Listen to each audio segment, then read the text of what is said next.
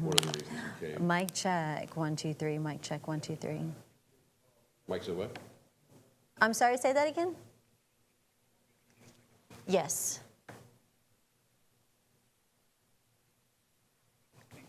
Okay, thank you. Oh, no, not Villalobos. It's District 15. I always forget her name.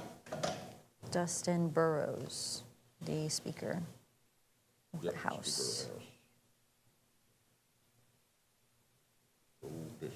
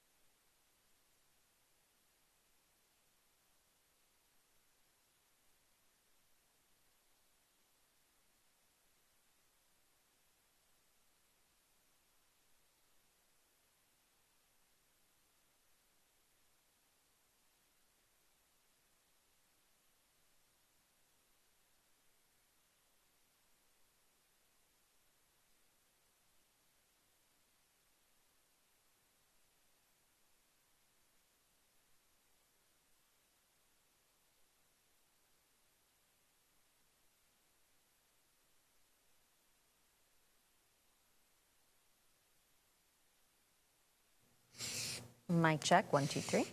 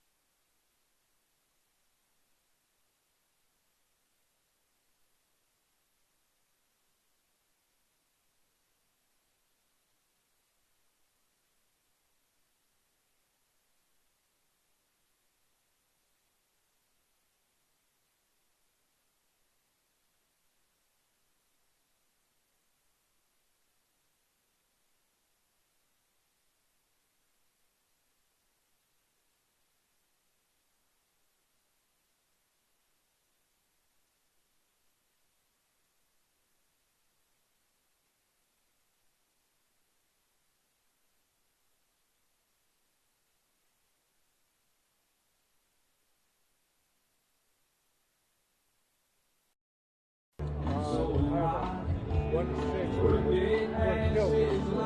They would have done well. But yeah, 300.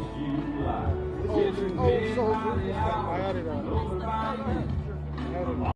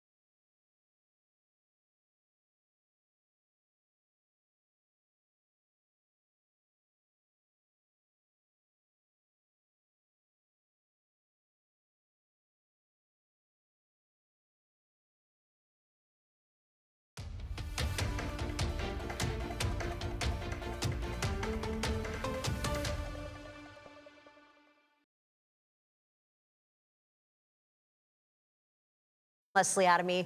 We are breaking into programming at this time to bring you special coverage of the president's visit here to Corpus Christi, specifically to our port. President Trump is in Corpus Christi today to champion his administration's aggressive push to expand domestic energy production, with South Texas, one of the most critical energy corridors in the entire country, now front and center of this. Now, we're going to have team coverage of today's visit, multiple cameras from the president's remarks to the local reaction that is being seen among the community here in the Coastal Bend. And our team on the ground includes Mike Gillespie, Natalia Osuna, and Ryan Hopper. They will be joining us later in this broadcast. Now, the president making the Coastal Bend the backdrop for his administration's most ambitious energy agenda yet, the push to fast-track American oil and gas production. So, as you just saw moments ago, let's go ahead and take you now live full to the Port of Corpus Christi, where all of this is happening. Actually, this appears to be the shot from when he was perhaps taking off. Maybe we can go back to the live shot of where the event is happening there at the port.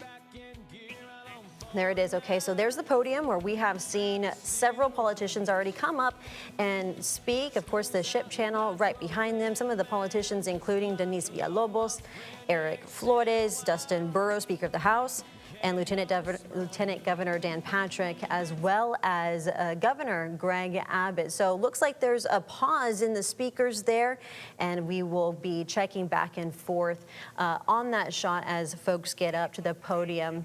At this time, we do want to go to one of our reporters who is out in the field, our Ryan Hopper, who has been pretty much across Corpus Christi today ahead of the president's visit here to the Coastal Bend. Let's go ahead and check in now with him live. Ryan, talk to me. Where are you at? I see Whataburger in your background. Yes, you do, Leslie. Definitely Whataburger in the background. I am off SPID in Old Brownsville Road here in Corpus Christi, just off the highway where President Trump is expected to visit later, which begs the question, what will he order? A patty melt? I don't know. Now, he has been to Whataburger before on stops to Texas at least 2 times that I could find, though. He does have a propensity for loving fast food, so it may have been more. Now, last we heard, the president is about to land or soon to land at CCIA and will be heading straight to the port for his speech before returning to this Whataburger. And Leslie, I was down at the port this morning and covering the Trump train over by the water, and I caught up with dozens of the president's supporters at the Trump train, including quite a few families from as far as 2 hours away making the trip. And then I went to the port, met up with honestly hundreds of people, shook so many hands. Some got there as early as 6 in the morning to get in line to get the best possible seat to see the president. Many say they're concerned with our area's water crisis and say that if they got to have a private meeting with the president, they would plead for some federal help with our massive water shortage here in South Texas. And one of them, a man named Dylan, drove in 2 hours from Karn City, way up by San Antonio, to get in line at 7:30 in the morning. He tells me specifically he wants Trump to help this area with desalination and taking the appropriate steps to deal with the byproducts of it. And he wasn't alone, as people I've talked to across the political spectrum are worried about our water situation. I think we need common sense in water industry. I mean, we have ranches where I'm from, and we run all of our ranches off a water well and all the aquifer down there. And I mean, we've been in a drought for 2 years, and water is very scarce right now where I'm from. And so it's very scary to hear of all this. So I'm hoping Trump can get the word out there and get something flowing for us here.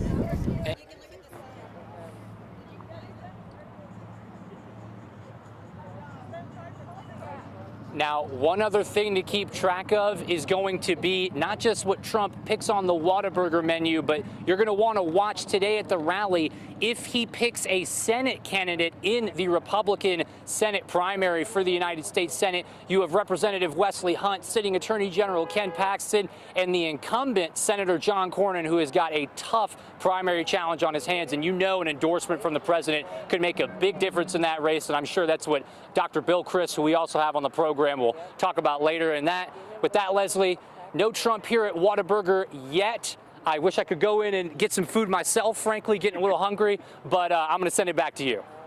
All right, Ryan, thank you so much for that report. And we're going to be checking back in with our Ryan Hopper throughout this newscast as we lead up to the 5 and 6 o'clock news. And I know he's on President Watch there at Whataburger, so hopefully the next time we go back to him, he is there.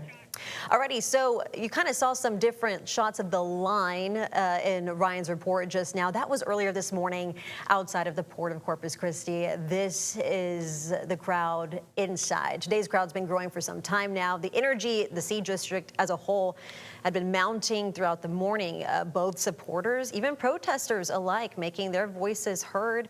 The president in Corpus Christi, and he's bringing his drill, baby, drill policy straight to the coastal bend and talking about what it means for communities across South Texas. But again, this is a live look at that crowd this afternoon there at the Port of Corpus Christi, where the president is preparing to take the podium. Perhaps here, he is scheduled to speak at 3:30, so we will be monitoring that, of course, for you. And the moment he takes the podium, we will be going to that live so that we can all listen and watch together. You see this crowd, it's huge. As you can imagine, a visit like this, of this level, takes a lot of planning and preparations. It was Wednesday of last week we first received word that a high-profile visit could be coming to the coastal bend. Over the days that became more solidified, we got things confirmed.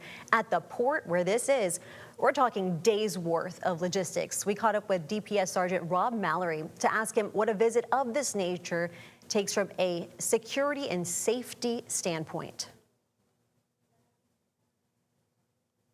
The president's visit has been the talk of Corpus for the past week, but I feel like the same message I always share with everyone still applies: is we need folks to pay attention.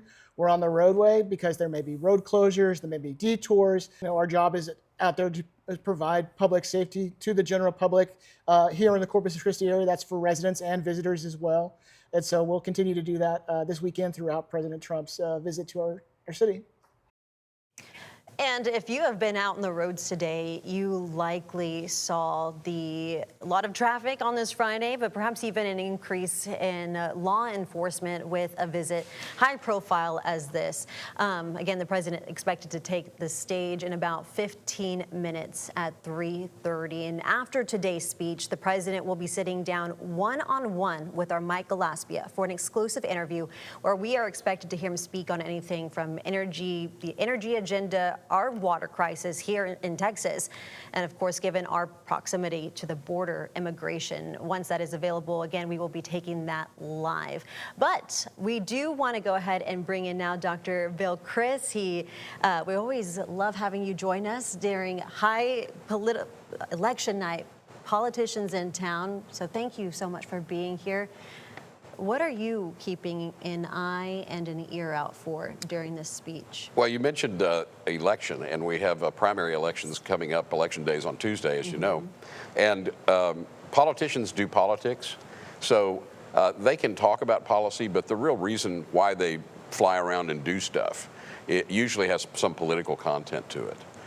And right now, the Republican Party is in trouble in Texas based on the voting patterns that we're seeing from early voting. So far, depending on who you believe, there have been 80 to 100,000 more votes cast in the Democratic primary than in the Republican primary, even though there's a very hotly contested U.S. Senate primary between Ken Paxton, the Attorney General, and John Cornyn, the sitting United States Senator. So who are there today? Everybody's here. Yeah, there's a vapor trail of politicians that follow behind Air Force One wherever it goes. So everybody who's anybody on the Republican side is going to want to get up there and say something or get a picture taken with President Trump, because in the Republican primary, President Trump's endorsement is still a huge thing. And one of the reasons you're going to see all the Senate candidates on the Republican side here is because they're still jockeying to see if they can get some kind of last-minute endorsement from President Trump in the primary. And of course, you know, we had the Energy Secretary Energy Secretary here in Corpus Christi, actually in Gregory at Chenier yesterday for that visit, and then in Portland today at a gas station this morning. And of course, with this event taking here at the port, which again, here's a live look. For folks who work, you know, on the rigs at the port, in the refineries, what could come out of today's remarks that directly affects them? It's unclear to me what the president could do that would in some way affect local jobs in the oil and gas industry. The thing that drives oil and gas production is the price of a barrel of oil, the price of crude oil. And there's a sweet spot for that price, and there are indirect measures that the Congress and the president can take to affect that price level. But if the price gets too low, you can say drill, baby, drill all you want. There's not going to be any drilling. And if the price gets too high, then you have demand problems, and that can also cause problems it's not sustainable for the oil and gas industry. So on the other hand, the president, the current administration, doesn't seem to really feel like it needs congressional approval to spend money or even to collect money. And so President Trump's got some discretionary funds that he's taken from other programs, or that the tariffs have brought in, or that the Venezuelan oil has brought in, that the president's maintaining control over. And so, maybe he's going to announce some big subsidy or something to the Port of Corpus Christi or the oil and gas industry that will essentially be the government spending tax dollars to spur the industry. Of course, as you mentioned earlier, it's unclear how much good any of that will do if we don't get any water in Corpus Christi. And that is something that I am really hoping these interviews, as you know, they go by so fast, and we're only allotted so much time, but that is something I know many folks here in the Coastal Bend are really hoping he hones in on. I think it was yesterday or 2 days ago that we got the chance to speak with Adam Hinojosa, and he even also was, I hope we get to hear the president touch on our critical water situation here, not just in South Texas, but in Texas. And you mentioned something just a few moments ago that was what I was going to ask, if there's any big announcements that you think he will be a special or surprise that maybe we may not see coming. I don't think we're going to, I guess the answer is I don't know. If I had to bet, I would think what you're going to get is you're going to get some kind of political promises that don't amount to a specific program. So you'll get something like, we're going to do this, and it's going to be beautiful.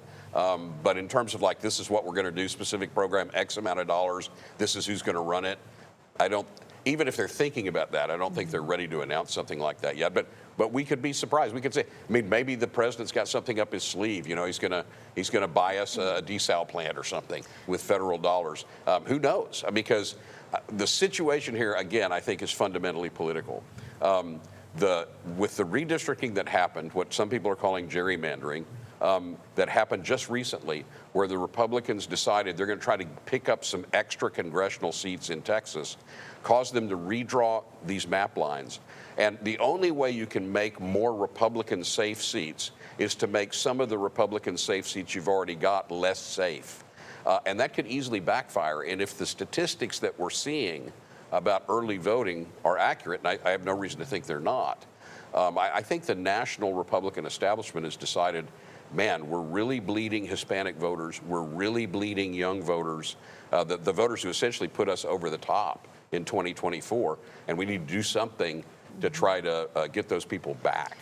All things that'll be really interesting to watch. And one of the cool things, I guess you could say, about live TV is we're all going to find out about it together. The president likes surprises. At the same time. So, we'll all see. Who knows? All right, Dr. Bill Chris, we're going to keep you here, but we're going to be checking in with you, especially as the president speaks and other people speak. But again, more folks at the podium in front of the Corpus Christi ship channel. Now, if President Trump in Corpus Christi sounds somewhat familiar to you, you're not wrong. The president has made the trip down to our area, in fact, twice.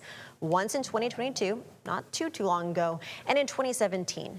In 2017, the president visited Corpus Christi in the aftermath of Hurricane Harvey. He touched down at the Corpus Christi airport, was greeted by supporters at the Annaville Fire Station, where crowds gathered to see him as local officials briefed him on the storm's devastating impact and early recovery efforts that were underway at the time. He returned to the region again in October of 2022 when, as a former president at the time, he spoke in nearby Robstown over at the fairgrounds for a Save America rally. And of course, as we were just mentioning, the president's return to the Coastal Bend comes just days before the primary election. That means early voting has nearly come to an end. So just a gentle reminder here regarding early voting. The polls for early voting close at 7 tonight. If you happen to be watching this broadcast and still need to go out to vote, you want to do that ahead of Election Day, which, as we have seen, can be some long lines. Tuesday will be your last chance to cast your ballot if you haven't already. Experts saying the timing of the president's visit, as we were just talking about with Dr. Bill Criss, not really a coincidence, suggesting the stop is designed to energize his base. Well, I do think he's wanting to drive some turnout here, Republican turnout here in Texas. And now ahead of the March primary, bringing his message back to Corpus Christi. Again, this time, as we've been talking about, with a more energy-focused agenda that people here are watching closely. At this time, I do want to toss things back over to our Ryan Hopper. He is on President Watch at the Whataburger there off of Old Brownsville Road. So Ryan, any updates since we checked in with you a few moments ago? Well, as for what I'm going to start calling Wata Watch, not right now. We've heard some sirens in the distance, though. Last we heard, again, as we've reported, that he'll be heading to the port first. But now there's been some bullhorn commotions behind us, some people inciting some things with a bullhorn, talking about allegations of Trump and the Epstein files and things of that nature. So that has very displeased the crowd here. But earlier today at the port, again, I talked to dozens, if not hundreds, of Trump supporters down at the port, including one man who operates an oil well, and he is well versed in the petroleum, oil, and natural gas space, and he says that he loves Trump's policy when it comes to energy, and specifically Venezuela. You guys got to understand, there are only 12 refineries in the United States, according to Reuters, that can refine heavy Venezuelan crude, which is heavier than the crude oil that we can mostly get here in the United States. And two of them, Citgo and Valero, are right here in Corpus Christi. So that could be, Leslie, a big reason for his visit. And if we could pull that soundbite up now, here is that man now talking about Trump's energy policy and what that could mean for business owners like him. First of all, it's being directed to domestic energy refining, right? Instead of going to China through the Panama Canal, which is a whole other conversation. Absolutely, you tool up these refineries, which cost billions of dollars, and if you don't have the product to actually refine, it puts everybody under massive strain, right? It's going to help lower energy costs, gasoline, diesel, all of those things. It's huge. You need to keep the refineries in business, and plus, just location-wise, we're very close to Venezuela, and looking forward to a great partnership with a great country.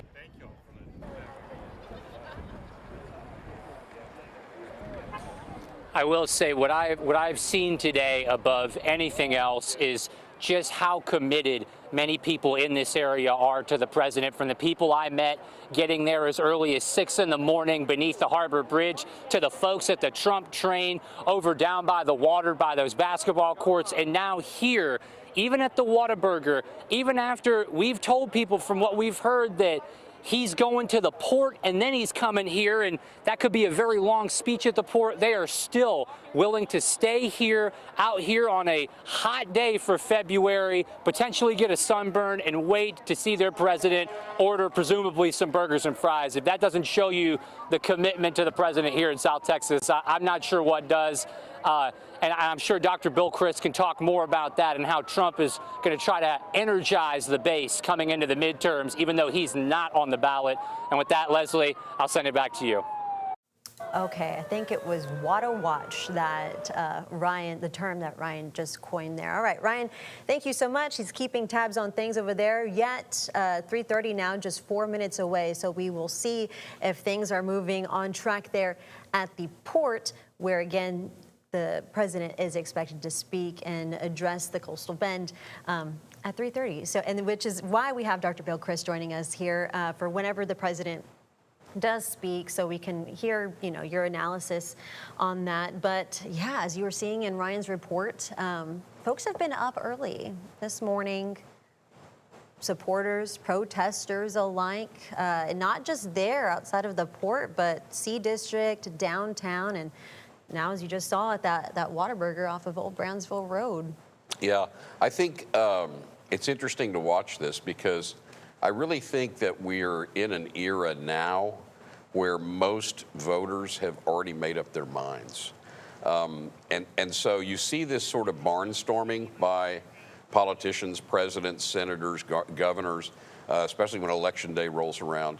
And I'm just not sure how many people are persuadable. There are a bunch of people who are there to support the president. There are a bunch of people there protesting the president. I think there are very few people who haven't made up their mind about how they feel about this upcoming election. And the primaries are really interesting because primaries tend to bring out the party faithful as opposed to independent voters or moderate voters who are in the middle. And so it remains to be seen how all this, there's still a long time to go before November. So a lot of these politicians, especially in the United States Senate race, I think, Cornyn and Paxton are really trying to sort of jockey for who's more of a Trumpist. And we'll see if the president gives either one of them a nod. Yeah, we'll have to see what he says about either of them during his speech, if he talks about it, because it's my understanding that the focus of this address it's focused on energy, right? Which is why it's happening here at the Port of Corpus Christi. There's the ship channel, the podium at which the president will be speaking here shortly. The ship channel actually was closed from noon and I believe until 6 o'clock today. Yeah, for security reasons, of course, for a high-profile visit such as this. Yeah, that's required by the Secret Service anytime you have a president or vice president come. These politicians, presidents included, it's very seldom that you'll see a president take the podium and not recognize local officials. They usually will say, well, and here's Senator Cornyn over here, and Attorney General Paxton, and Lieutenant Governor Patrick, and Governor Abbott, and singing their praises and stuff. It reminds me of the old movie from 1964, The Best Man, where the retired president appears at the national convention of his party, and there's 5 contenders for the nomination, and everybody's waiting for him at this big banquet to announce who he's endorsing, and he says, may the best man win. So will President Trump say, may the best man win, or will he endorse either Paxton or Cornyn? Will he say something in between that's not an outright endorsement, but that people read as some kind of an endorsement?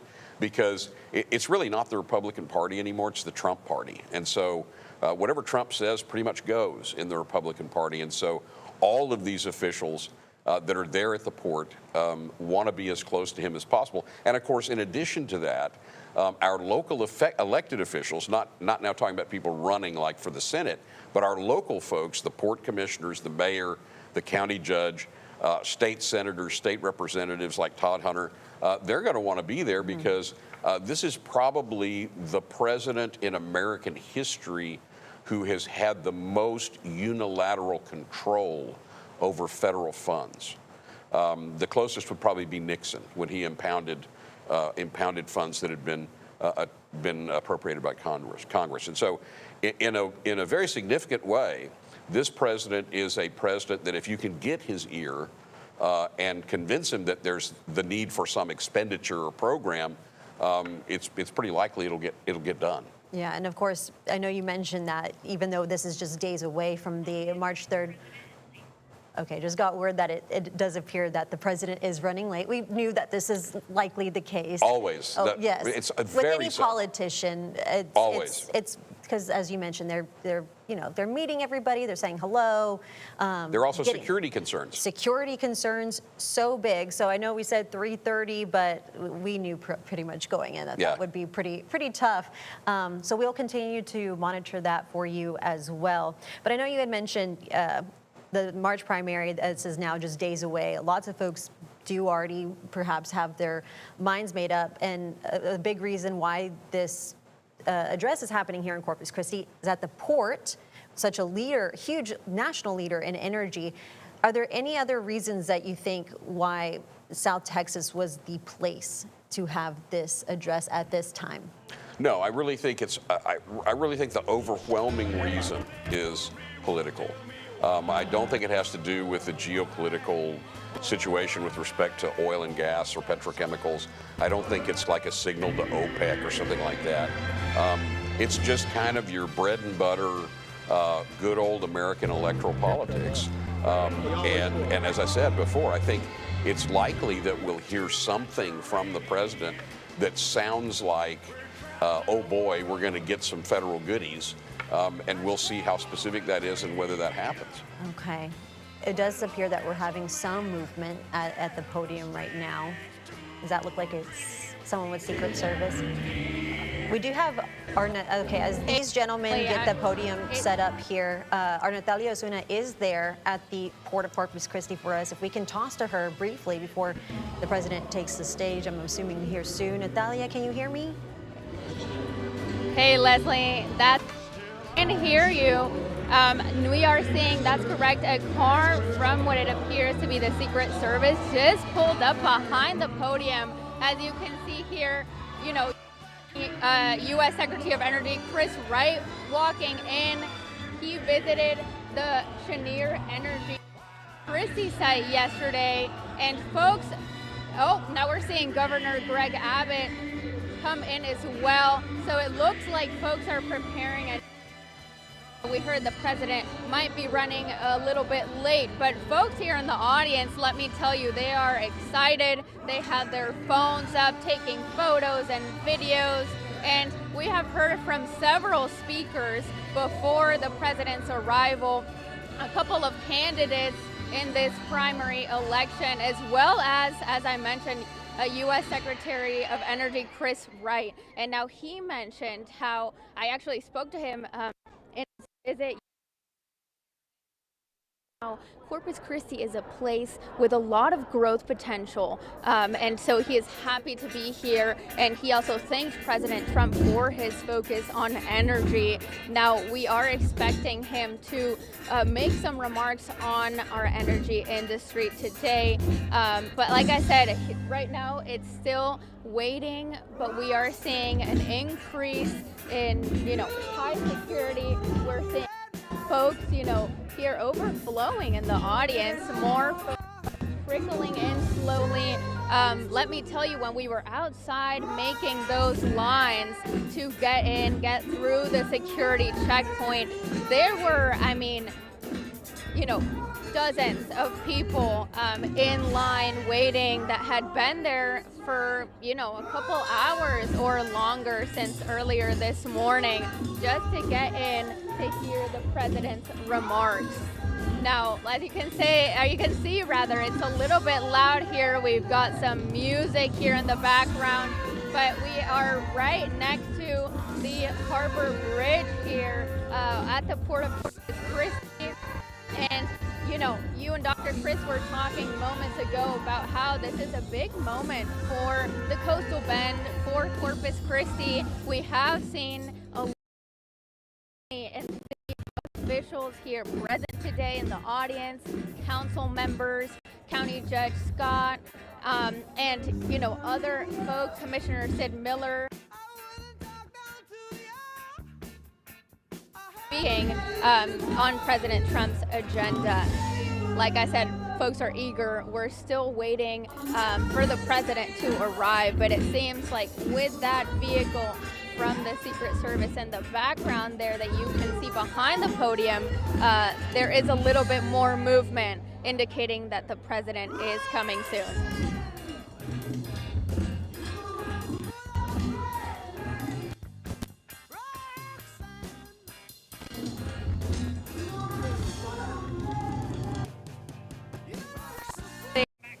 Alrighty, that was our Natalia Osuna reporting live there from the Port of Corpus Christi, where again the president is expected to make his remarks here very, very soon.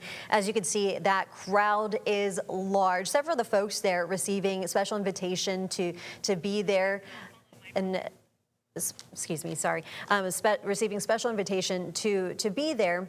And as you can see, that crowd it's large, it's loud, and in that crowd you also saw Senator Ted Cruz. I believe that we had seen some images, perhaps that he had even been traveling by air with the president. But now we are on podium watch, and we're just awaiting. Just moments ago, we saw Secret Service agents kind of fine-tuning, I suppose, getting things ready.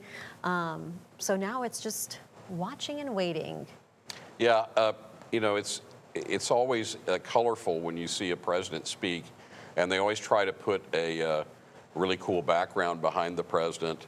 And so, you know, obviously there's some reason, in addition to general electoral politics, there's some reason why the president wants to craft a message that maybe can be used elsewhere. Like Louisiana, Florida, other places that are in Oklahoma that are interested in oil and gas production, even Pennsylvania, where you create these photo ops or photographic opportunities, sound bites that can be used in campaign advertising or just in general push polling or other forms of media.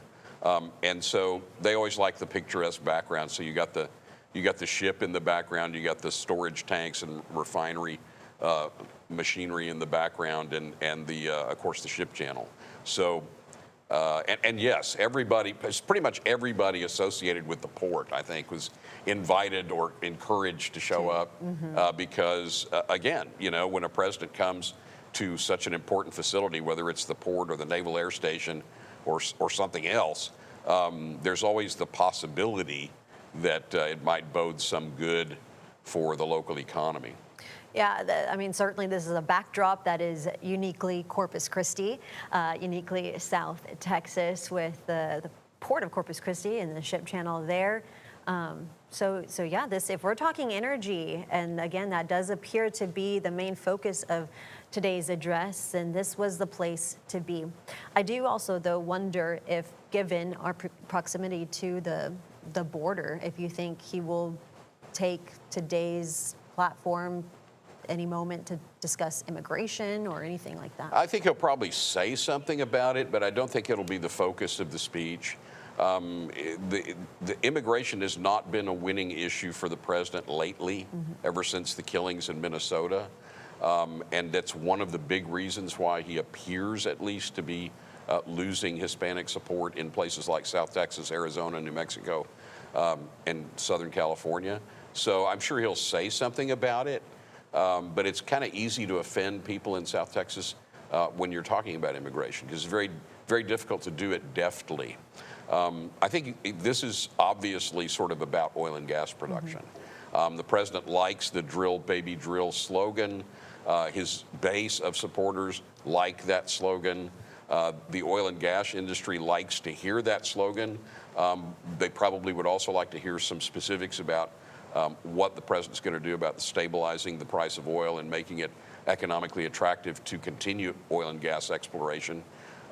You remember the meeting that the president had with the president of Exxon and with other oil and gas executives when he was trying to convince them to take over the oil and gas industry or portions of the oil and gas exploration industry in Venezuela.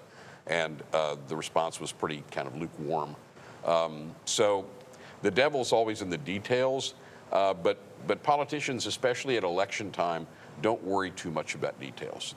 They worry about rhetoric, they worry about image, they worry about what things look like, what the optics are. And you heard Dr. Bill Chris mention the drill, baby, drill agenda. That is the title of this policy. For anyone who may not know, just some really quick, fast facts regarding that. This is a policy approach advocating for the massive expansion of domestic oil, natural gas, coal production to lower energy prices, increase U.S. energy independence, and it focuses on removing environmental regulations, fast-tracking pipeline construction, opening more federal lands, offshore waters for leasing. So when we say drill, baby, drill, that is the policy that the president is expected to be talking about today. But yeah, and it also includes opening up more national parks and conservation reserves for drilling that have been off limits in the past. As you said, trying to add to the rig count for offshore production and encouraging more oil and gas production offshore, opening up more land for that kind of exploration. And let's go ahead and talk, because we're on the topic of energy. That's going to be the main focus of today. As we were mentioning earlier, you might have seen in our coverage yesterday, even early this morning, we had the Secretary of Energy in town in Gregory for Cheniere, at Cheniere. And then this was in Portland at the Texan gas station, I believe, is pumping gas with some residents there in Portland. I think he might have even paid for some You would folks think so. who may have gotten so lucky to be there in their morning rush hour, trying to get to where they're going, and lo and behold, they got treated to some free gas this morning from the Energy Secretary. But we did get a chance to speak with him yesterday and this morning. Take a listen. You live in Corpus? Yes, Okay. How long is your commute from work to? It's about 30 minutes drive because I live way into Corpus, Yep. like a little deep in there, so it's about 30-minute commute. How often do you fill up your car? Once a week. Okay. Because it's small, it's once a week. Yeah. Yeah. That's good. Well, I don't know if I'm sure you've noticed gasoline is $2 a gallon cheaper today than it was 3.5 years ago in the middle of the Biden administration. Yes, Is $2 cheaper better? It's better, yes, it is. Definitely a lot better. So that was one of the residents. He happened to be filling up their tank for another worker there putting gas this morning. And as you might have heard, a teacher at the Gregory Portland ISD surprised to see Secretary right there at the pump. But again, we do want to continue with our team coverage as we await for the president to arrive to the podium. And part of that team coverage is our Ryan Hopper. So we want to check back in with him now. I believe he is still at the same location. Let's go now to him. Hi, Ryan. How you doing, Leslie? So it's not just me at this location. I'd say about 150, 200 people are out here on both sides of Old Brownsville's Road on water watch. I'm going to coin that term, and I'm going to keep saying it. People are hanging in there despite the heat. We see some umbrellas out here for the sun. Now, I have been hearing that if you want to pan across the street, Bailey, that some of these people across the street, this is unconfirmed, may be donors to the campaign, which would make sense given who is allowed to be in that Pennsylvania McDonald's, if you'll remember that, when Trump worked the shift at the McDonald's in October in the height of the presidential campaign. Very similar process to that. And then besides that, not a whole lot happening out here. Those people have not really been let into the Whataburger yet. Some of them have been screened by Secret Service. Everybody else just hanging tight on this side of the street. Parking is full. Vibes are still good, even though people understand that they're going to have to wait for a long time. And again, too bad I can't go in and get myself a wrap or something. And I guess that's a wrap for this live shot. Back to you, Leslie. To watch for us. Let's go ahead and keep Ryan if we can. I know you mentioned that there are a lot of folks out there. I know earlier today you had the opportunity to talk with folks when you were out in the port area and C district area, but what are some of the conversations you're having with folks there, specifically in the Old Brownsville Road location? I would say, to be honest with you, Leslie, the majority of the conversations are, what are you hearing? Because there seems to be a lack of information about, in general, about the president's whereabouts for this trip. People are asking us when he'll get here. Ryan, I don't want to give people a firm answer, but as we understand it, after the port. We are going to go ahead and go back to the port, actually. Let's go ahead and take that shot back up live. I'm hearing some developments. There is President Trump about to take the podium. He just arrived moments ago. So let's go ahead and take this live shot in full, and let's listen and watch together.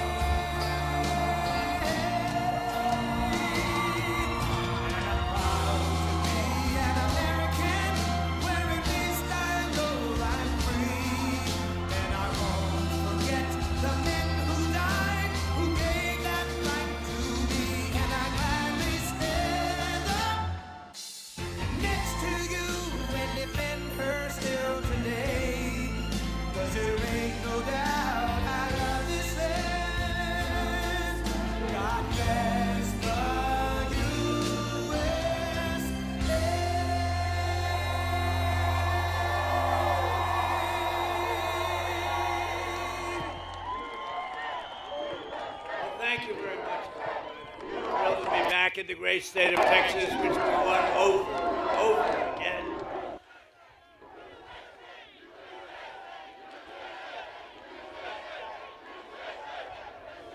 Thank you very much. The gleaming shores of the Gulf of America.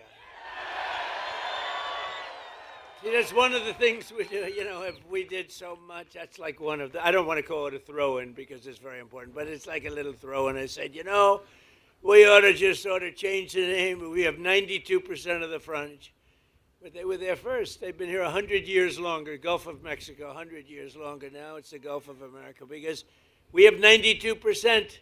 I wouldn't say Mexico was thrilled, but they were fine. And I'm delighted to be here at this national treasure, one of the largest energy export hubs anywhere in the world, The Port of Corpus Christi, we had a lot to do with it. That bridge, we had so much. What a nice bridge. Ooh, I like that color. What a nice bridge. And we dredged nice and deeply. I guess they said 54 feet or something. It's about as deep as you can go. I think we could go a few feet deeper, and then you could, you want to go a little bit deeper? What the hell? What the hell? It's only money. With the men and women here today, we're unleashing America's potential, strengthening our security, increasing our prosperity. We have the most successful country anywhere in the world. A year and a half ago, we had a dead country. Our country was dead. You know it better than anybody. And cementing America's status as the #1 energy superpower by far anywhere on earth. And I want to thank Venezuela because our relationship is a very good one. We're a very, very good one. We're having a very good relationship. That ship is from Venezuela. For 4 long years before I took office, the Biden administration, Sleepy Joe Biden, one of the worst presidents in history, not one of the, I have to think the worst. How could you can you get worse? Somebody said, please don't be political today. Okay, but he's the worst president we've ever had. And its allies in Congress waged a radical left war on American oil and natural gas like you've never seen before. They were killing our country and killing your area right here. In fact, they say if I wanted, I could work. If I ran for the mayor of Corpus Christi, would I win? I think so. What the hell? I looked at your job stats. You have done very well with Trump. They killed the Keystone XL pipeline. This is the Biden group. Here's the good news, in all fairness. He had no idea what the hell was happening. But it was his administration of horrible people, horrible, radical left people. No, he used the auto pen very well. There's never been anybody in history that used an auto pen like that. Almost conclusively. He piled crippling regulations on producers and refiners, imposed natural gas export ban, and slashed new leases for drilling by 95%. That's Biden. Under their Green New scam, one of the greatest scams in history, gasoline reached a peak of over $6 a gallon in some states, fueling the worst inflation in the history of our country. We had the worst inflation in the history of our country. You've heard me say this before, the fake news sitting back there. They say Trump exaggerated. It wasn't in history. They say it was 48 years. Okay, we'll take that too. In a way, 48 years sounds even worse if you want to know the truth. But they tell me it's 48 years. It's not. I think it's the history of our country. But whether it's 48 years or the history of our country, they're both pretty bad. Do we agree? But all of that changed. My first day back in office, it all changed. Our country started coming back like never before. On day one, I declared a national energy emergency. I ended the Biden export ban, and I told our great Texas energy workers to very simply drill, baby, drill. Since my inauguration, U.S. oil production is now up by 600,000 barrels a day. Natural gas production is at an all-time record high by far. And today, right here in Corpus Christi, the price of gasoline is down to just less than, actually now, $2.30 I just left Iowa 2 weeks ago. $1.99, and then I passed another one, $1.85. It's happening. It's happening. So we're witnessing a historic American energy boom like we've never seen, and this port is right at the center of the action. So who lives here or this area? Who lives?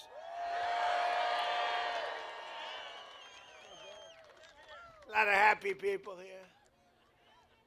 It's nice to be loved, you know, it's nice to be loved. Thank you. Thank you. In my first term, I approved vital federal funding to deepen the channel and fully modernize the Port of Corpus Christi. Since that crucial investment, companies have flocked here, creating tens of thousands of jobs and generating billions and billions of dollars in revenue for your community. Joe Biden came in and tried to cut off the port funding, immediately tried to cut it off. What we did, we had a tremendously successful first term, and he came in and tried to take away what we had. But today, the dock workers, we stopped them. And today, the dock workers, energy workers, and great people of Texas, once again, really have a president that loves our country, a president that fights for our country, and a president who's got your back. Nationwide exports of liquefied natural gas are up 37%. Think of that. And the past year, the highest level in American history, and going up a lot.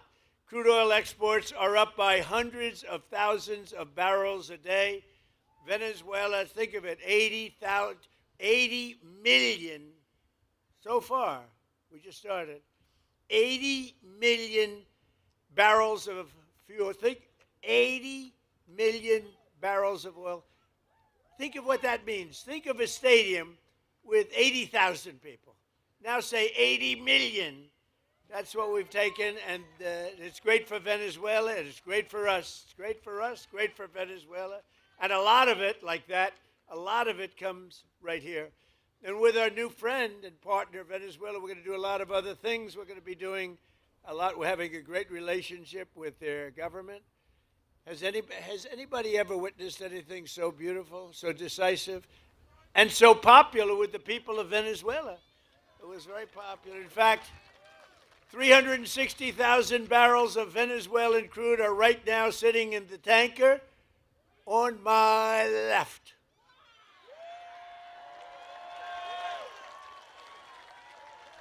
It's a nice one. So where the hell does that one come from?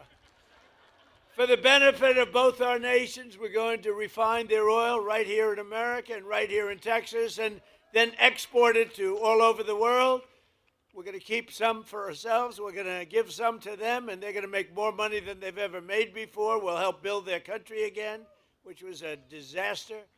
And we're going to build it up, and we're going to benefit also, and that's the way it's supposed to be, right? It's going to be great. One person who has witnessed our energy turnaround firsthand is Jesse Robinson. Jesse?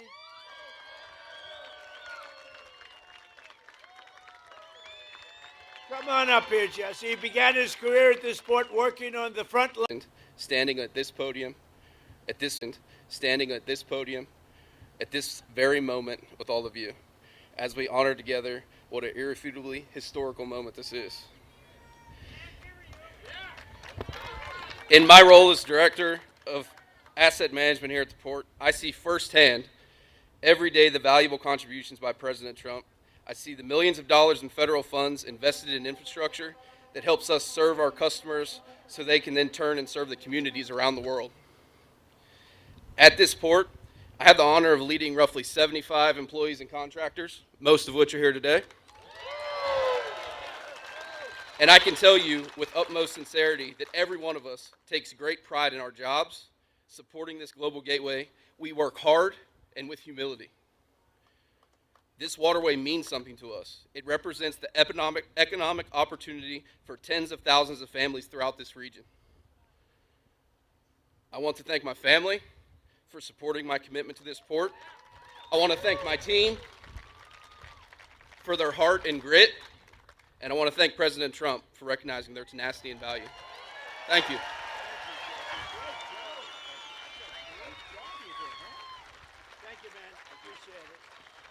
Thank you, Jesse.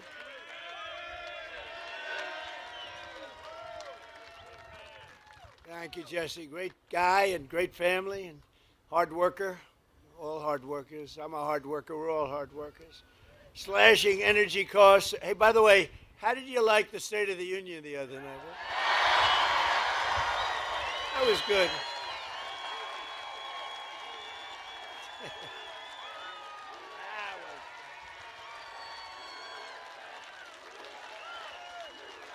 Thank you. Thank you. Thank you very much. That was fun. Did you see these people on my right, the way they just sat there? Some of them. How about Omar screaming like a lunatic? You looked at her bulging eyes. She's crazy. Get her the hell out of here. Omar and her friend, and her little friend sitting next to her. Slashing energy costs is among the most important actions we can take to bring down prices for American consumers, because when you cut the cost of energy, you just cut the cost of energy. Everything follows. Look, you're in an industry, a business, whatever you want to call it, a profession in many cases. Everything follows energy. Now, AI, they build these big plants. They say, how do you make your money? Information. Somehow I like oil better. I'm sorry. I think oil. If I had my choice, I have to stick with oil. In 12 months, we've driven core inflation down to the lowest level in more than 5 years. And in the last 3 months of 2025, it's been down to 1 point inflation, 1.7%. Nobody thought that. So we went from the highest inflation ever to low inflation. Everything took place. I've been here 1 year. Think of it, 1 year, a little bit more than 1 year now. Time flies, time flies. Maybe we do one more term. Should we do one more term? Do one more term.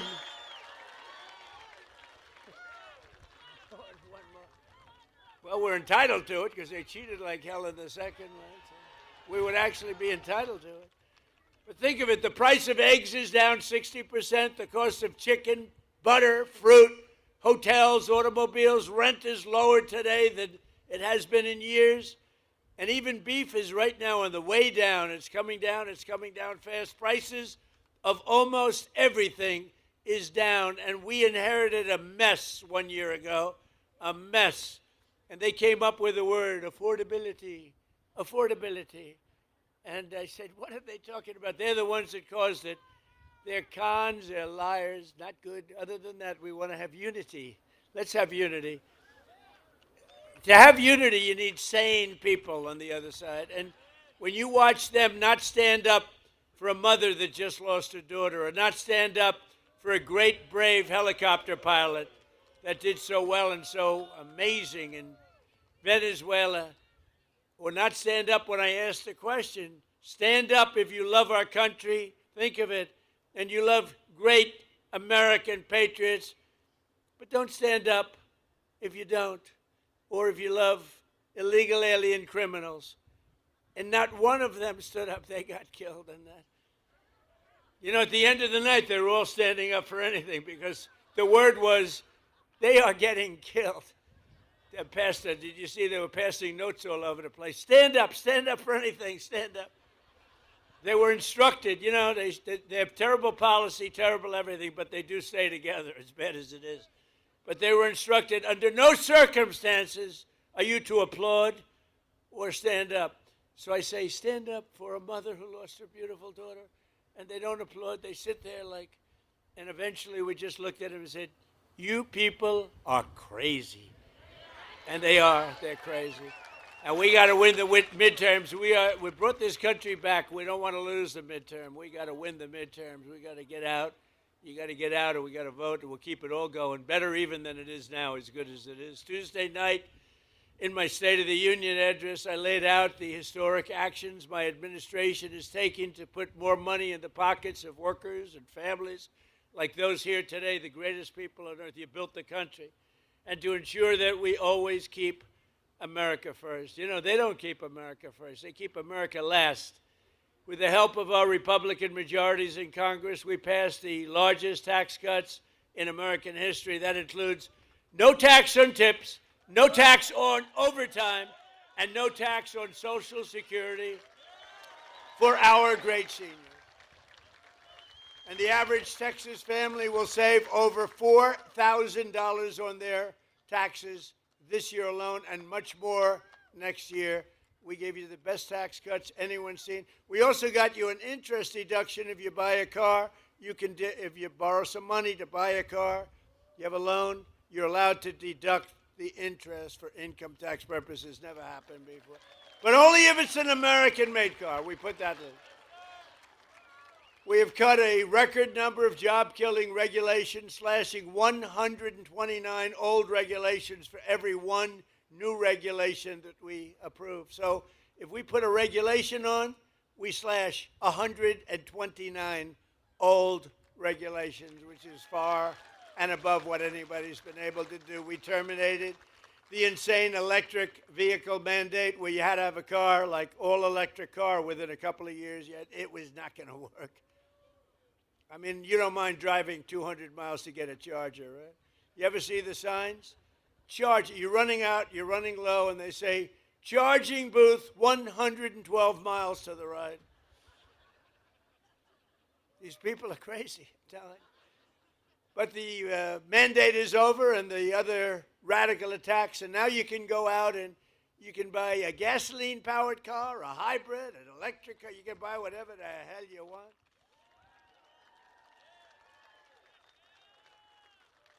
In 4 long years, the last administration got less than $1 trillion. So $1 trillion less, much less, of new investment came into the country. In less than 12 months, I secured commitments for more than $18 trillion. So think of it. For 4 years, think of it, what it does to a place like this. 4 years, much less than $1 trillion. Less than 1 year, more than $18 trillion. I would say that's the difference between making America great again and making America a major loser. A short time ago, we were a dead country. We were totally a dead country. The King of Saudi Arabia said it to me. I was over, they invested $2 trillion in our country.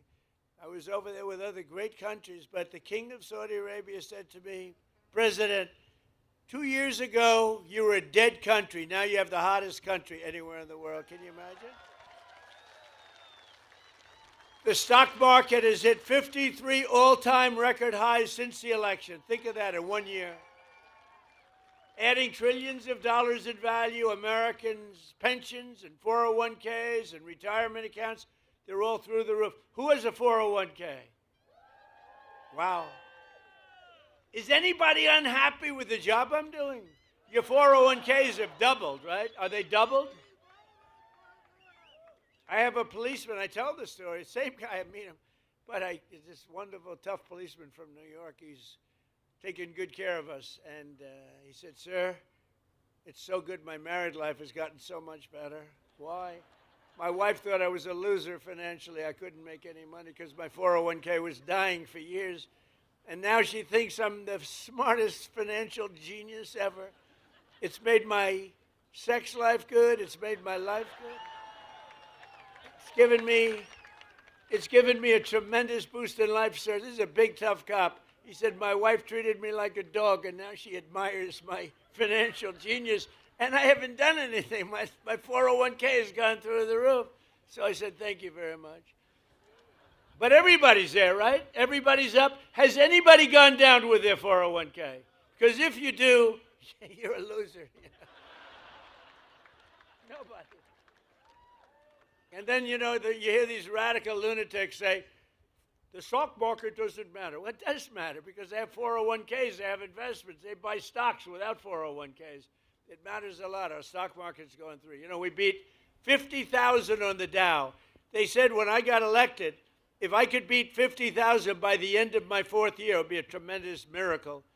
And we then hit 7,000 on the S&P. And that was even tougher. They said there's no way that could be done. I did them both by the end of my 1st year. Not my 4th year, my 1st year. which means you also did them both. So, so everybody's happy. And to help ensure that all Americans share in the gains from the rising stock market, I announced on Tuesday night that any worker whose employer does not provide matching contributions to a retirement account, my administration will begin matching your retirement savings with up to $1,000 a year. Nobody ever thought that's possible. And we passed a bill, the great big beautiful bill that the Democrats are, they're always saying, oh, the great big beautiful, they don't know. It's basically the great big beautiful tax cut bill, if you really want to look at it, probably more accurate name. Every parent can actively just activate all of their children's accounts. We have a new thing, and it was Michael and Susan Dell Computer. Go out and buy a Dell computer, they're great, because he put up $6,250,000,000 in the Trump accounts, and it's for children. It's tax-free investment accounts for every American child, every single American child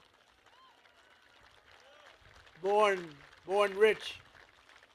So millions and millions will be pre-funded courtesy of the U.S. Treasury and private individuals like Michael and Susan Dell who have donated think of it, $6 billion. He put up $6,250,000,000, and now he wants to put up more to fund what's called the Trump accounts for 25 million American children, and that number is growing rapidly all the time.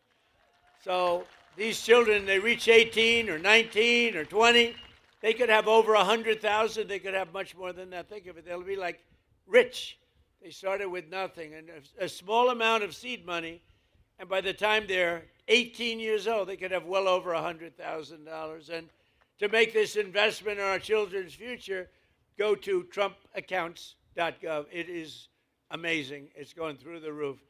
One American who is benefiting tremendously from our tax cuts is Kevin Rhodes from Andrews, Texas.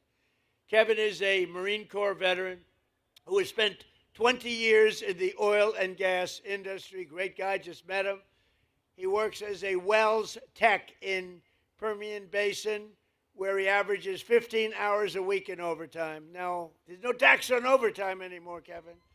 As a result, Kevin and his wife, Marcy, will take home more than $7,000 extra this year thanks to no tax on overtime, with money that they are going to take. The two boys are on a road trip to Yellowstone National Park. Nice place. Or you could save the money, or you could buy a house or do whatever the hell you want with it, right? But you know what? I'd like to have Kevin and Marcy come up. They're so happy. No tax, in this case, overtime. But think of it. No tax on tips, no tax on overtime, no tax on Social Security for the seniors. So who the hell else could have gotten that? Come on up, Kevin.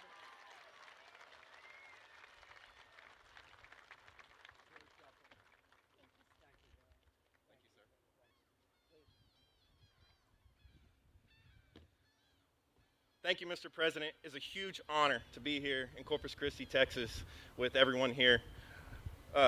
Thank you to Oil and Gas Workers Association also. I stand here as a Marine Corps veteran, with my wife, who is a small business owner. We own a small catering company. We are products of the oil and gas industry of West Texas. We send our oil here to Corpus Christi to send out across the world. With the legislation that has been passed with a no tax on overtime, we were able to buy a commercial refrigerator for our business. And then, like Mr. President said, we're going to take our kids on a trip to Yellowstone and Grand Teton.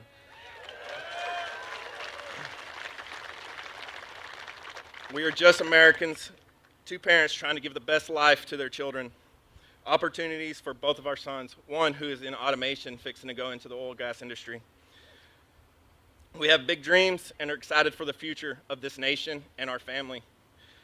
We are grateful that God has given us a president like Mr. Trump that allows us to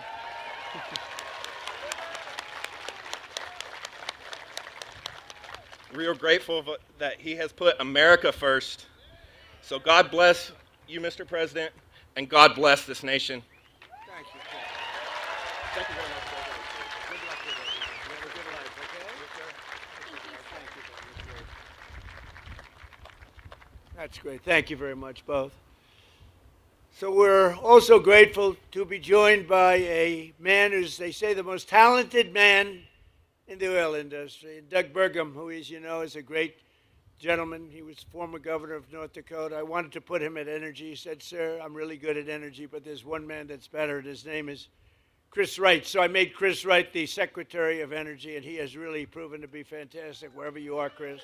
Where is Chris? Thank you. And he's got a beautiful hat. Beautiful. I love the hat. Gulf of America. I love that hat. We have one of the great governors of our country. He is an unbelievable guy, a tremendous friend of mine, and he is something very special. He's tough as hell, I want to tell you. If you think he's a nice guy, you're wrong. He's tough, he's mean, but it's all for you. So I want to just say, Greg Abbott, we love you, Greg Abbott. Good. Lieutenant Governor Dan Patrick. Thank you. He's been the chairman of my campaign all three times. All three times we set records. We set records like nobody. Okay, I don't want to brag, but in the history of Texas, I have, correct, Governor, I have by far the largest number of votes ever gotten, and it was the highest, then the highest again, and we just topped it big in the last election. So we have the highest ever gotten by a lot, by millions of votes. I think I got to move here fast. I'll stay in Washington for a little while. We'll stay in Washington for a little while longer. So thank you very much. And we have a great Attorney General, Ken Paxton. Where's Ken? Hi, Ken. Hi, Ken. And we have a great Senator, John Cornyn. Hi, John. Thank you, John. They're in a little race together. You know that, right? A little bit of a race. It's going to be an interesting one, right? They're both great people, too. Thank you both very much. We appreciate it. Texas House Speaker Dustin Burrows, he's here, doing a terrific job. Hi, Dustin. Thank you, Dustin. Good job. Like you much better than the last guy, Dustin. And we have a senator who's really an amazing guy. I'm thinking about putting him in the Supreme Court.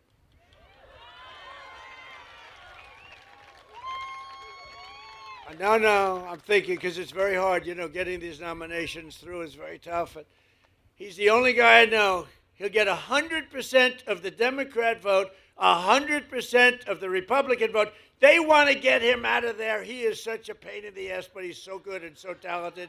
Ted Cruz.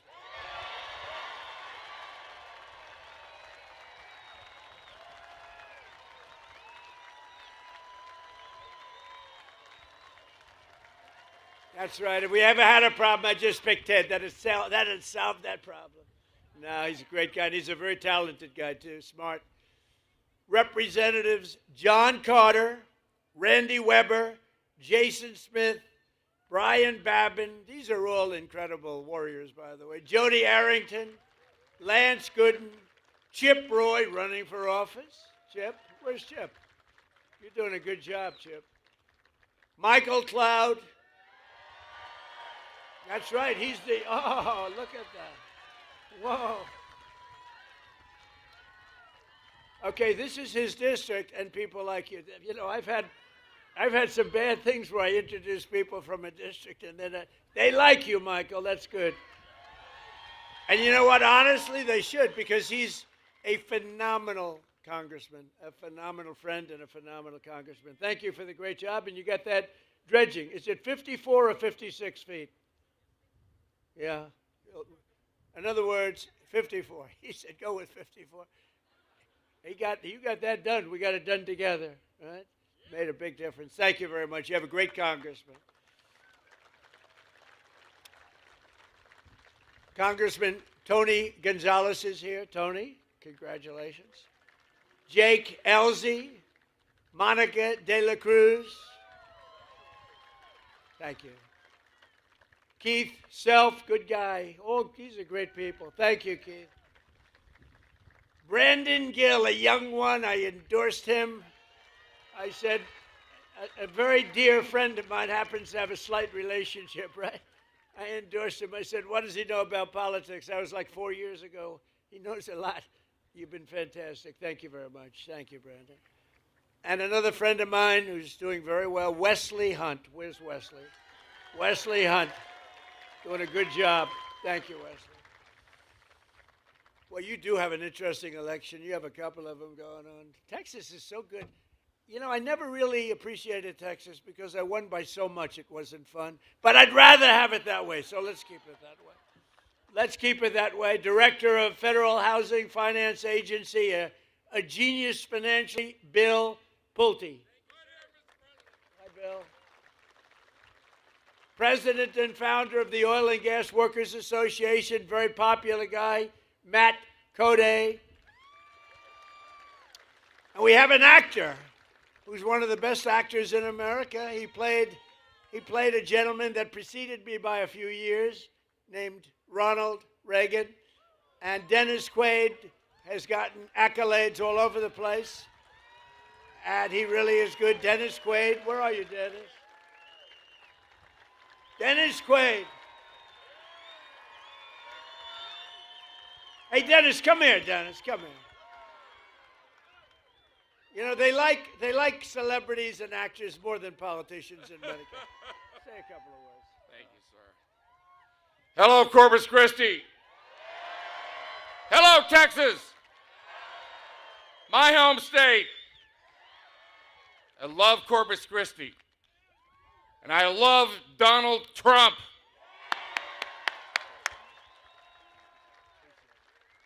Thank you, Dennis. Did a great job. Thank you, Dennis. Got a new movie coming out, by the way. Thanks as well to several great Texas patriots. Jessica Steinman, who's doing unbelievably well. Where's Jessica? You're around here someplace. Thank you, Jessica. Alex Mailer. Alex, thank you. Thank you, Alex. Chris Gaber. Thank you, Chris. Mark Teixeira. Yake, are you the great Mark? He could throw that ball. We need you. We need you desperately. And I hear you doing very well. I endorsed all of these people, by the way. And I hear you doing very well. I'll tell you what, that's the end of the Democrats' chances of winning the game. When you have a top major league player in your team, they're in deep trouble. That's good. We're rooting for you big. I'm a big fan, too. What a great baseball player you were. Thank you very much. Thanks, Mark. Jace Yarborough. Jace, thank you very much, Jace. Good job. They're all leading. John Bonk. They're all leading in the polls, every one of them. And I want to call up 3 people that are running, and we don't even have the polls yet, but they're, I think, doing well. When we endorse people, I take it seriously, but these people we endorse, and just run on up here real fast. Carlos De La Cruz, Webb County Judge Tano Tijerina.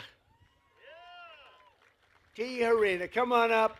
And former Assistant Attorney Eric Flores are all running, and I think they're doing great. Say a couple of words.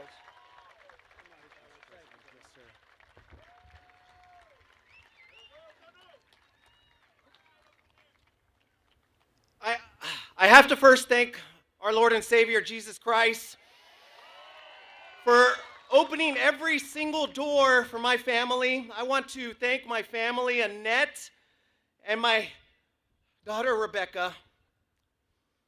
And Mr. President, I want to thank you, sir, for securing our borders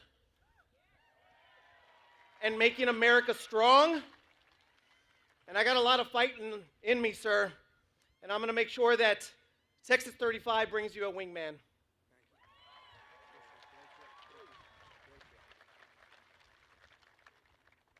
Mr. President, it's true an honor to stand up here. Soy un mexicano, Mexican American, soy un mexicano pero orgulloso, porque aquí estoy con el mejor presidente de todo el mundo. Mr. President, this is South Texas right here. Hard-working patriots, faith-filled patriots, Mr. President. Men and women that power this country, that our ports, our refineries, our ranches, in our military bases. Aquí no tenemos miedo para trabajar. Nunca tenemos miedo. We're not just a border, but we're the future, Mr. President. And we're here to back you up and continue the fight, fight, fight.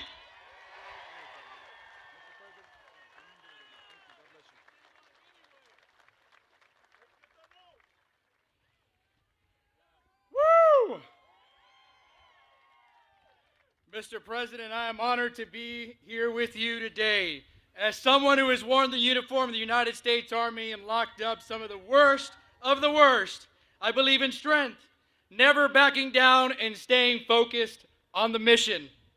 That is the kind of leadership that you have brought back to America, and that's the leadership that I will bring to D.C. to fight for Texas 34 and always have your back, Mr. President.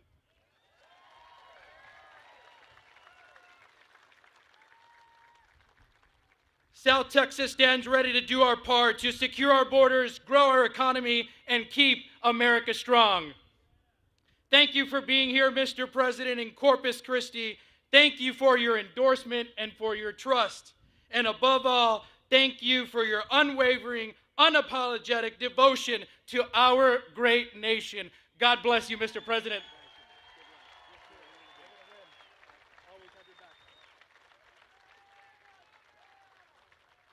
Good guys. They're all, I hear, doing really well. We haven't seen the polls, but they're all winning. Everybody I named is winning. But every day, and you know, it's interesting, the governor called me after the last election. He said, you know, you did something no Republican has ever done.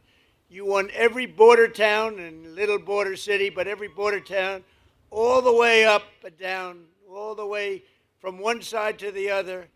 He said, first time it's ever happened since, he used the word reconstruction, right? And I said, by reconstruction, are you saying the Civil War? Is that what you're saying? That was a fancy way of saying the Civil War. He said, that's the first time it's happened. We won every single and largely Hispanic vote. We love the Hispanic voters. We love them. And what a lot of people didn't understand, that the Hispanic voter wants safety and understands safety better than anybody else. So when I said we want safety, we want law and order, they got it better than anybody else, and they voted for Trump. So I just want to thank you very much. Thank you. Thank you, man. Every day under the Trump administration, we're taking on the corruption and fraud that drives up your cost of living, and we're defending the honest, hardworking citizens of our country like you. Under the most favored nation agreements for drug prices, we're slashing drug prices at record levels like never seen before, with price differences of 400, 500, even 600%. I went to other countries. I said, no way. You know, we were paying the highest prices in the entire world by far, and now we're paying the lowest price. It's numbers that have come down for decades. Think of it. For decades, Americans have paid the highest drug prices. Nobody's ever paid more. We would pay sometimes 8, 10, 12 times more than places in Europe and other countries. But from now on, because of what I did, we're going to be paying the lowest price. It's called favored nations, most favored nations. So these incredible price reductions are available right now. And I didn't name this, but somebody did. They thought it was good. I said, whatever sells. TrumpRx.gov, TrumpRx. And you'll see numbers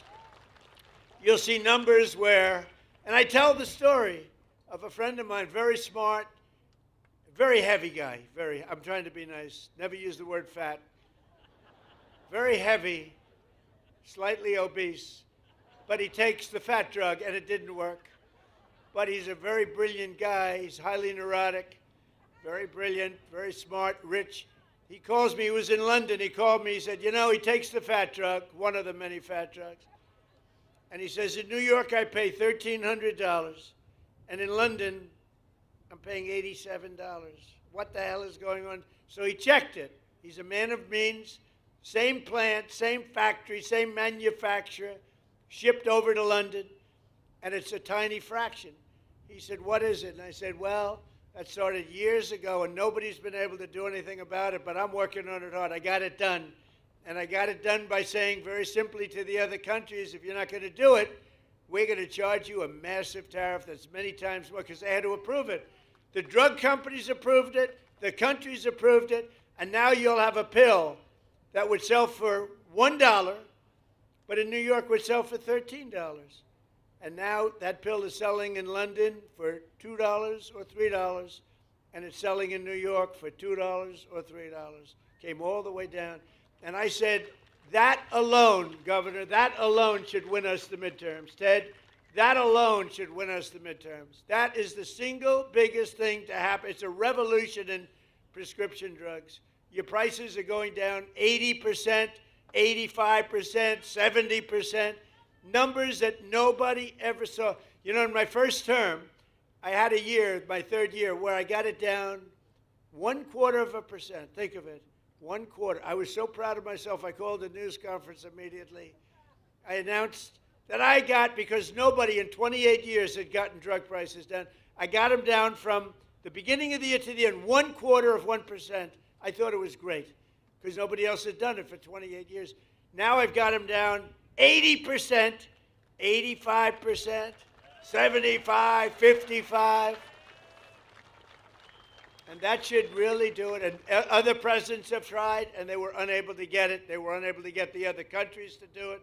They were unable to get the drug companies. Everything's done. Everything is signed up. You know that Ted and John and everybody, everything is signed up, done. And there it is. I mean, it's amazing. Now it's just taking hold. When it was done, a major paper, it's the single biggest thing in years in medicine.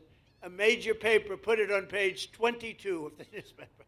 So we have to explain it. It's the biggest thing. It's the greatest thing, one of the great things. And that also has to do with bringing your health care way down. Since the passage of the Unaffordable Care Act, which is Obamacare, did you ever hear of Barack Hussein Obama? Barack Hussein. Who likes Barack Hussein Obama? Who doesn't like him? I've heard worse, honestly. I've heard less popular people than that. Big insurance companies have gotten rich with our government, giving them hundreds of billions of dollars as their stock prices soared because Obamacare was good. It's rotten health insurance. Good for one reason, the insurance companies. The insurance companies made a fortune. The insurance companies own Democrats. They own them. So the Democrats never want to do anything good for us. They want to do it for the insurance companies. That's why Obamacare is terrible, and it's way too expensive. So that's why in introducing the great, we call it the Great Healthcare Plan, I want to stop all payments to big insurance companies, and all money, billions and billions of dollars, goes directly to the people so that you can buy your own health care, which is better and much less expensive than Obamacare. Right? You like that, Dan? Dan Patrick likes it. If Dan Patrick likes it, I like it. How good a chairman was Dan Patrick, right? He's undefeated as chairman, right, Dan?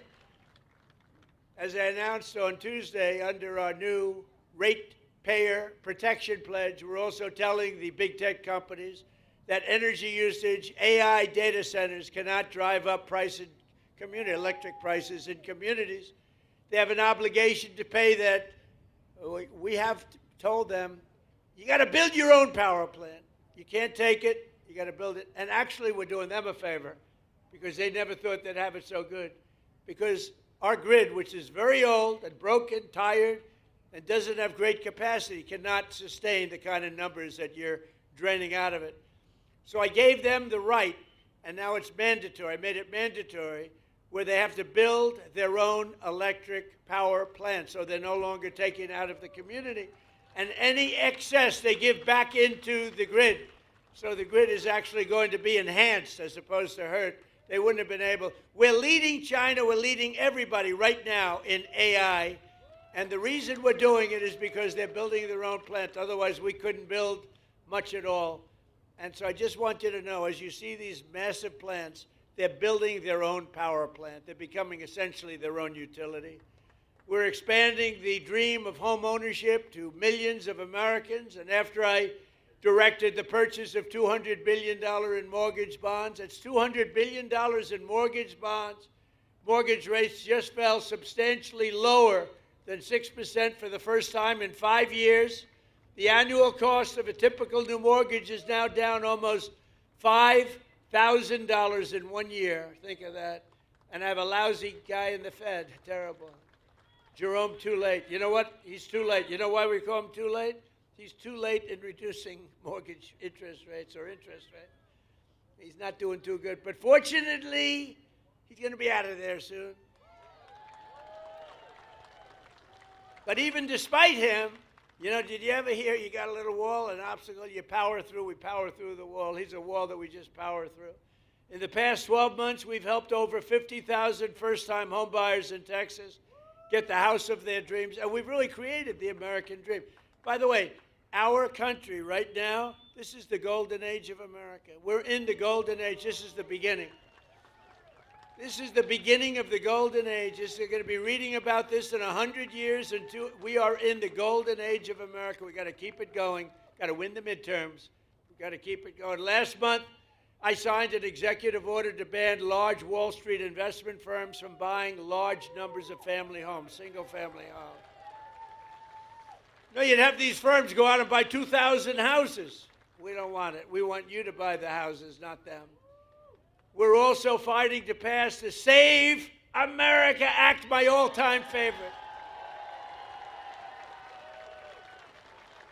It's my all-time favorite, the Save America Act. We got it, John. You hear that, Ted? You're unstoppable because, you know, they cheat like hell in elections, in case you haven't noticed. They cheated in the third election. Second election was ridiculous. We got them. We caught them. It's all coming out. It's coming out daily. It's coming out. They cheated like dogs. That guy couldn't win. But to stop illegal aliens and other unpermitted persons, see, that's a politically correct, unpermitted persons, rather than illegal aliens. They'd rather have us use unpermitted persons. The first time I've ever heard that word, those words. I don't sort of like them, unpermitted persons. Is that the new phrase we're using? The governor says no. Good, thank you. No, Ted, right? Unpermitted. He's an unpermitted person. He's killed 19 people. We're not permitting him in. From voting in our sacred American elections. We don't want people that aren't citizens of our country voting. We don't want people that aren't studied, and we don't want people that can't love our country voting in our elections. So it's very simple. All voters must show this is the Save America Act. Now think of it. I watched Schumer the other day. We will stop the Save America Act. I said, no, we're talking about saving America. It's a really hard thing. It was like MAGA. Biden, remember Biden? He made those speeches. We will stop MAGA. Then he falls off the stage. We will stop MAGA. We must stop MAGA. He had no idea what. And I said, no. MAGA is Make America Great Again. You don't want to stop it.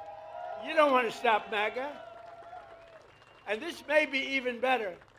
The Save America Act. I watched Schumer today. We're going to stop the Save America Act. You know what it is? Basically voter ID, etc. But what's wrong with that? So they came up with all different theories about why anybody shouldn't. You have voter ID for everything. No matter where you go, it's ID. You have an identification for everything, except for one of the most sacred things you can be doing is voting. And the reason they don't want voter ID is because they want to cheat. Because the only way they can get elected is to cheat. Because their policies are no good. They do stick together. You saw that the other night. They wouldn't stand up and clap for anyone, for anybody. We could introduce, ladies and gentlemen, I'd like to introduce you to the late, great Amelia Earhart. Here she is. They would not clap. They wouldn't clap for anybody. There was nothing I can think of where they would clap. They're sick people. So they don't want all votes must show voter ID. All voters must show three simple things. Proof of citizenship in order to vote. Voter ID, proof of citizenship. And then third, and I'm telling you it's the most important, No mail-in ballots except for illness, disability, military, or travel. And if I had my choice, I think I'd take that one. You want to know the truth? There's more cheating with mail-in ballots. They drop them in the river. See this beautiful port? You see the damn things floating down? It is so terrible. Our elections are so rigged and crooked. And those three things will solve it. Think of it. Voter ID, proof of citizenship, no mail-in ballots, with exceptions. Military, we want an exception. Illness, disability, we want an exception. And if you're traveling, you're on a business trip, you're somewhere, even a vacation, you can vote by mail. But that's a very small number of people. And you will see that they will never win another election again. They will never win because their policy is no good. They want men playing in women's sports. They want transgender for everybody. They want open borders so that the world's criminals can pour into our country, which, have we done a good job? I'll tell you what, ICE has done such a great job. And Border Patrol. You know that for the last it's hard to believe, you remember the problems 2 years ago, you people, everybody was going crazy. People were pouring into our country by the millions. In the last 9 months, and this is done by radicals, radical lefts. In the last 9 months, 0 people came into our country through your southern border illegal. And remember when Biden said, well, for that we need legislation. I said, no, you need a new president. And I was right. I didn't get legislation. I said to Paul Perez, close your border, Paul. Close it. Where's Paul? Is he here? Where the hell is Paul? He's the greatest. That guy is great. I'd have him come up and speak, but he's such a good speaker that I don't like that. I only want to follow terrible, terrible speakers. That way they say, Trump is a brilliant speaker. We got big ratings the other night, by the way, big, like record ratings. Everything was clicking. You want to come up, Paul? Come on up, Paul. Show off to your family. He's got a beautiful family. What a beautiful family. Now watch, I'll put pressure on him. Don't blow it, Paul. This is your one opportunity. This is a big crowd, Paul. Don't get nervous.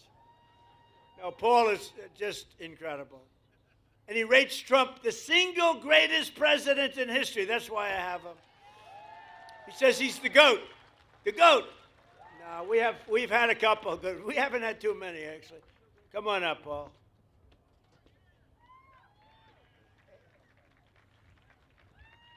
Thank you, President Trump. Thank you for the ride home on Air Force One. Really appreciated that. I am the president of the National Border Patrol Council, and I can tell you without a doubt, President Trump is the only president that backed up every campaign promise he made when it came to the border and everything else. We have record drops in immigration, in border crossings, in drug seizures, because President Trump, within 1 hour of being inaugurated, allowed us to do more than what Biden allowed us to do in the entire 4-year term. President Trump is the best president in the history of this country. Prove me wrong.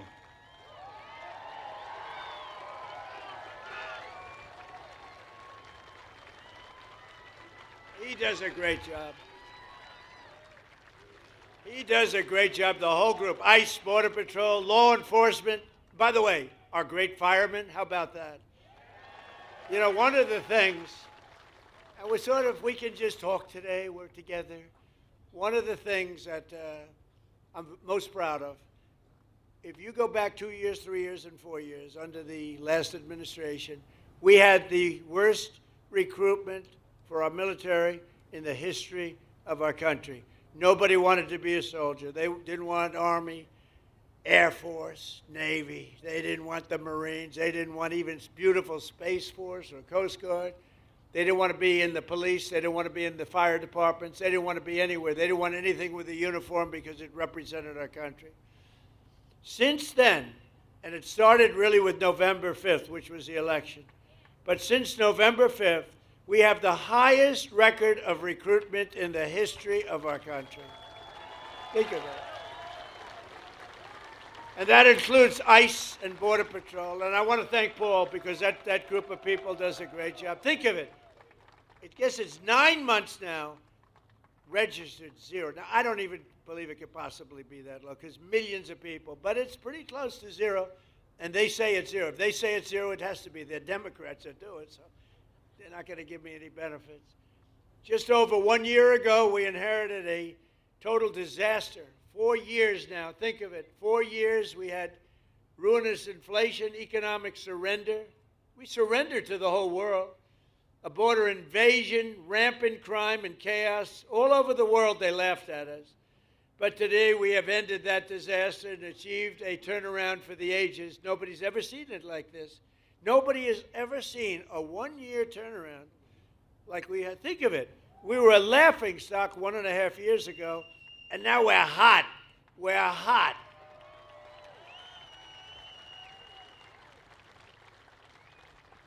I was going to say like that person in the audience, but I won't say that because that could be career ending. So I don't do that.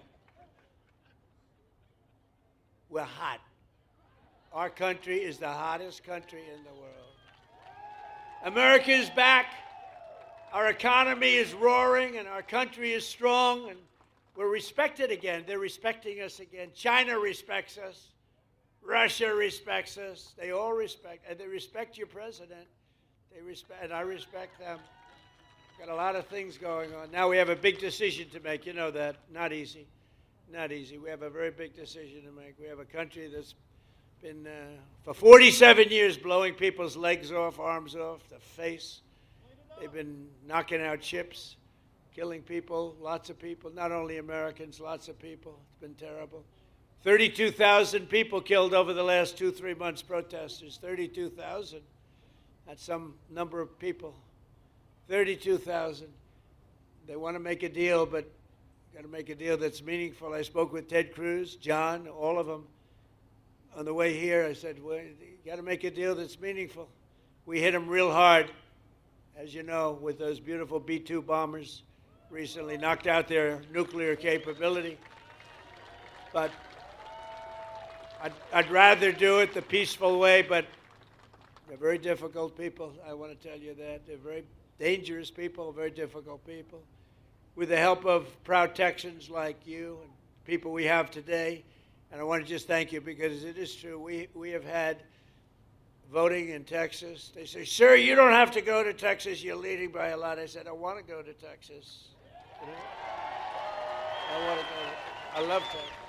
I love Texas. It just represents something special. It's success. It's great, incredible people. But they said, see, you don't have to go there. I'm telling you, sir. You're wasting your time, sir. You don't need it. I said, I'm going to Texas. I don't give a damn if I'm wasting it. But we're going to keep on working, and we'll keep on fighting. Texas will keep on drilling. Corpus Christi will keep on shipping.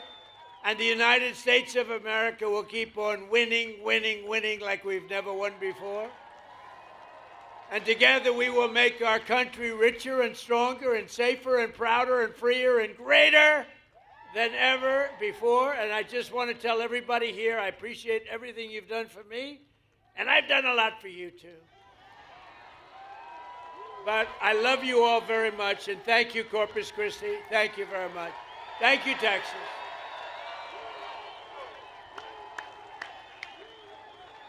Thank you, everybody.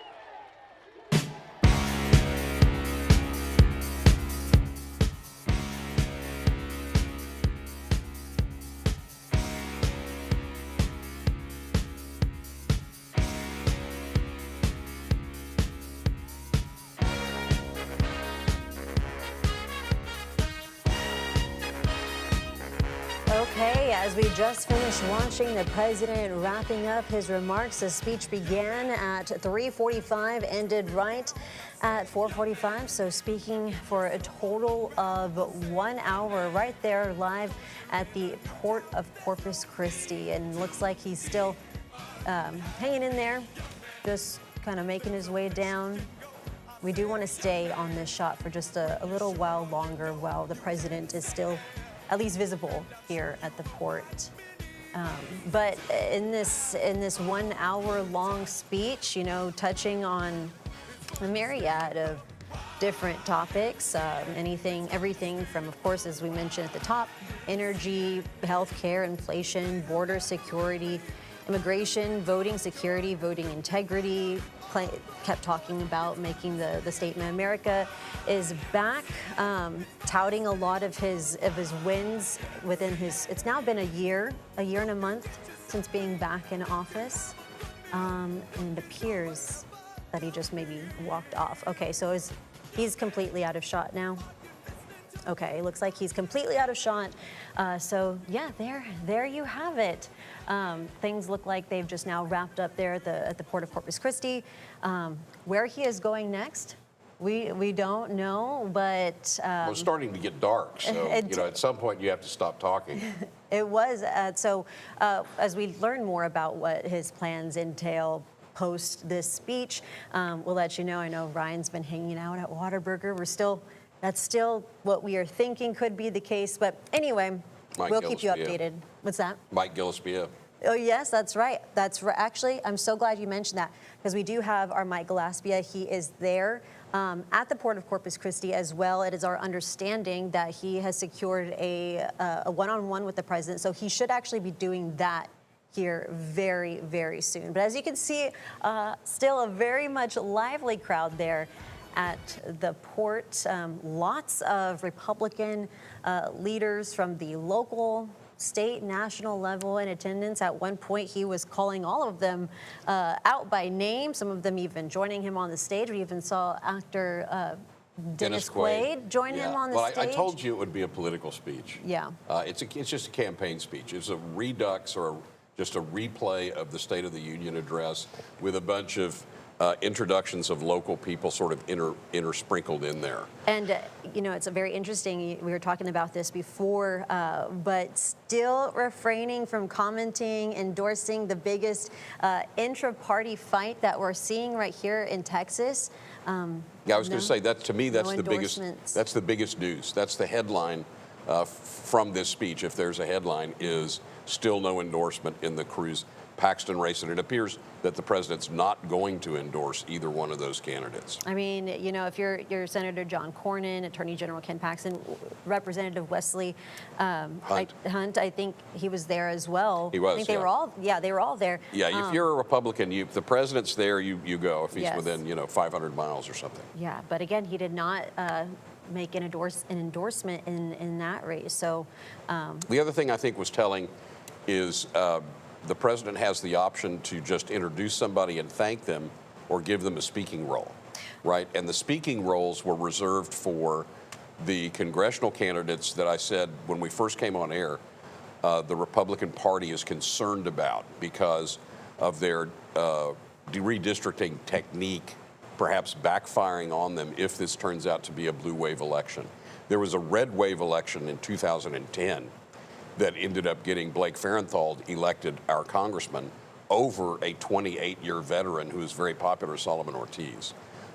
And I think the National Republican Party, from everything I've read, is not taking anything for granted and is concerned that that might happen based on the early voting that we're seeing in the Republican and Democratic primaries, where Democrats are outvoting Republicans in the primaries right now. Yeah, so the political overtone in this entire speech was very heavy. No matter if you joined it from the very beginning, you joined halfway or toward the end, it was there. It was very, very heavy. You mentioned, different speakers that came up, and one of them happened to be an employee of the port, one of the the staff leaders there, Mr. Jesse Robinson, and he, asset manager. Yes, asset manager, speaking about how important of an historic moment this was for the president to be here. Again, I believe this is his third time here in Corpus Christi, the last being 4 years ago in 2022, October of 2022, and before that, Hurricane Harvey. I believe this might be his second visit to Texas since the Hill Country floods last summer. Yeah, could be. Sounds about right. But sounds like it was a very lively, supportive crowd that was there today. But any other key takeaways from what we just heard? No, not really. I think what we were hoping to hear maybe was something along the lines of, this is what I'm going to do for you. I've got a program. I'm going to allocate $10 billion worth of federal funds to help you build a desal plant, or I'm going to help you do X, Y, Z. What we got instead was the usual litany of braggadocio about what he's already done, which is pretty much the same thing. It's right out of the playbook of the State of the Union address. All right, Dr. Gilchrist, we're going to continue this conversation here in just a few moments. We are going to take a brief break because we are about to jump into our 5 o'clock newscast, and we will continue this coverage from the president's historical visit to here, the Port of Corpus Christi, and we are looking forward to that interview that he has scheduled with Mike Gillespie here in just a few moments. We'll see you again at 5 o'clock.